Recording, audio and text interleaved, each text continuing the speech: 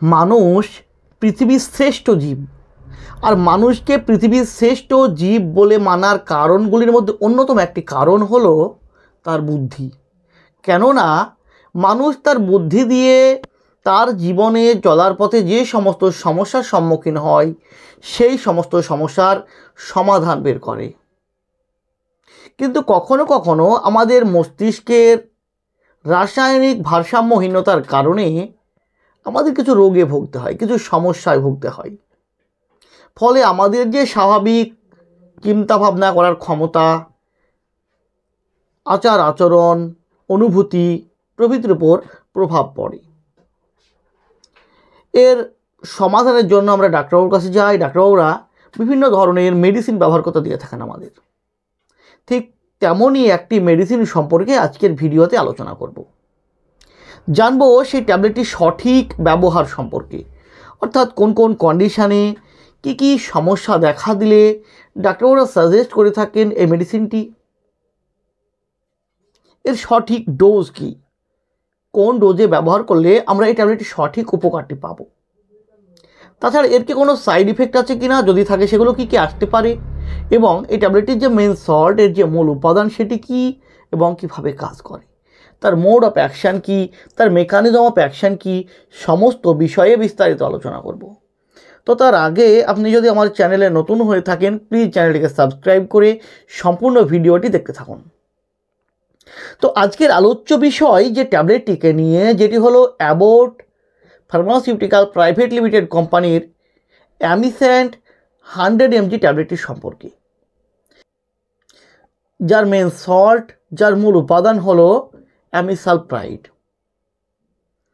তো এই অ্যামিসালপ্রাইড যেটি একটি অ্যান্টিসাইকোটিক ড্রাগ, বিশেষ করে মনোরোগ বিশেষজ্ঞ ডাক্তারবাবুরা এই ট্যাবলেটটিকে আমাদের মানসিক রোগের চিকিৎসার ক্ষেত্রে ব্যবহার করতে দিয়ে থাকেন। মূলত এটি সিজোফ্রেনিয়া, ডিপ্রেশন এবং অন্যান্য মানসিক রোগের চিকিৎসার ক্ষেত্রে ব্যবহার করতে দিয়ে থাকেন। তো আজকে জানবো যে সিজোফ্রেনিয়া রোগটি কী। সিজোফ্রেনিয়া একটি জটিল দীর্ঘস্থায়ী একটি মানসিক সমস্যা।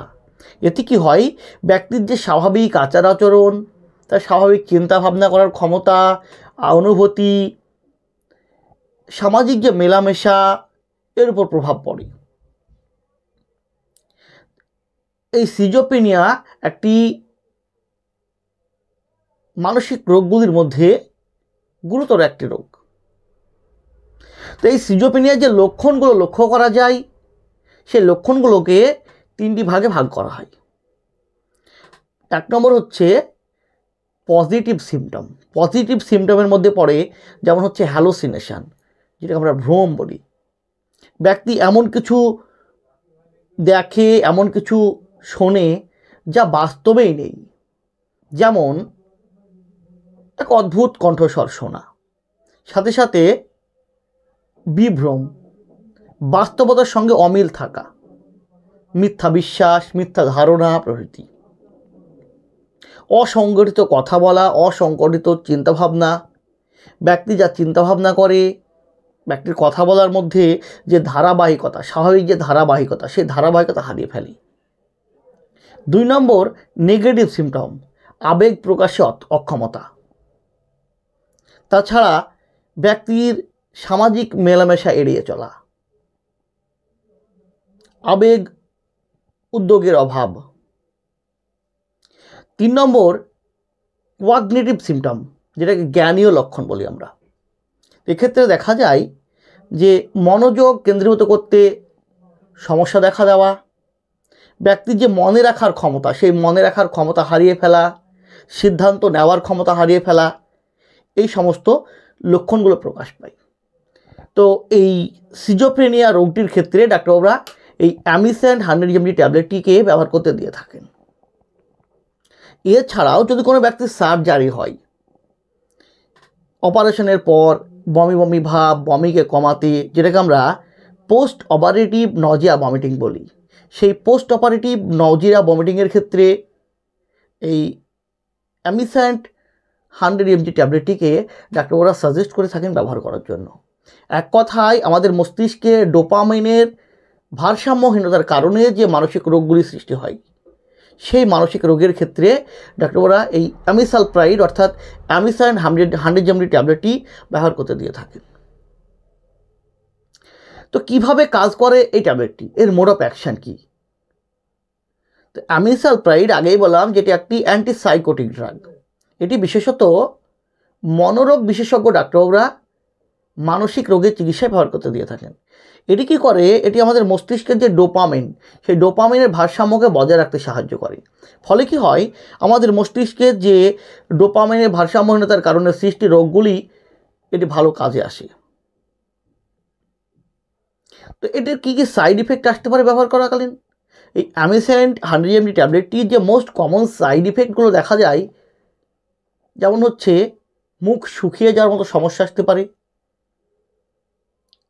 কনস্টিপেশনের মতো সমস্যা আসতে পারে অর্থাৎ কোষ্ঠকাঠিন্য, ওজন বেড়ে যেতে পারে, ব্লাড প্রেশার কমে যেতে পারে, ইনভলিন্টারি মাসেল কন্ট্রাকশন দেখা দিতে পারে, সোজা হয়ে দাঁড়িয়ে থাকার ক্ষমতা হারাতে পারে। সাথে সাথে কি হয়, দেখা যায় যে আমাদের ব্লাডে অর্থাৎ আমাদের রক্তে প্রোল্যাক্টিনের মাত্রা বেড়ে যেতে পারে। এই সমস্ত সমস্যাগুলো দেখা দিতে পারে। তো আপনার ক্ষেত্রে এছাড়াও যদি অন্য কোনো সমস্যা দেখা যায় বা এই সমস্যাগুলি যদি দীর্ঘস্থায়ী হয়, সেক্ষেত্রে ট্যাবলেটটি বন্ধ করে ডাক্তারের সঙ্গে কনসাল্ট করাটা ভীষণ জরুরি। তো কোন ডোজে ট্যাবলেটটি আপনি খাবেন, এর সঠিক ডোজ কী? অ্যামিসালপ্রাইড 100 mg ট্যাবলেটটির ডোজ অ্যাকচুয়ালি নির্ভর করে রোগের সিভিয়ারিটির উপর, অর্থাৎ রোগের সিভিয়ারিটির উপর। সে রোগীর সমস্যার উপর নির্ভর করে, তার বয়স, তার কন্ডিশান, তার শারীরিক ওজন, সমস্ত কিছুর উপর নির্ভর করে ডাক্তারও ডোজ সিলেক্ট করেন। কেননা এই অ্যামিসালপ্রাইড ট্যাবলেটটির হাই ডোজে এর কাজ এক ধরনের, লো ডোজে এর কাজ আরেক রকমের। তাই অবশ্যই এটির ডোজ নির্ভর করবে আপনার রোগের সিভিয়ারিটির উপর। তাই সেলফ মেডিকেশন না করে একজন ডাক্তারের সঙ্গে কনসাল্ট করে তিনার নির্ধারিত দেওয়া নিয়মে, তিনার নির্ধারিত ডোজে মেডিসিনটিকে ব্যবহার করতে পারলে সব থেকে ভালো হয়। সঠিক উপকারটি পাওয়ার পাশাপাশি আপনাকে সমস্যায় পড়তে হবে না। তো বন্ধুরা, এই ছিল অ্যামিসাইন 100 mg ট্যাবলেটটির সম্পর্কে একটি ছোট্ট ভিডিওটি যদি আপনাদের ভালো লেগে থাকে, যদি কোনো উপকার এসে থাকে, প্লিজ চ্যানেলটিকে সাবস্ক্রাইব করে লাইক দিতে ভুলবেন না। সুস্থ থাকবেন, ভালো থাকবেন। আবারও দেখা হবে হেলথ রিলেটেড, মেডিসিন রিলেটেড অন্য কোনো ভিডিওতে। আজ এই পর্যন্তই। ধন্যবাদ।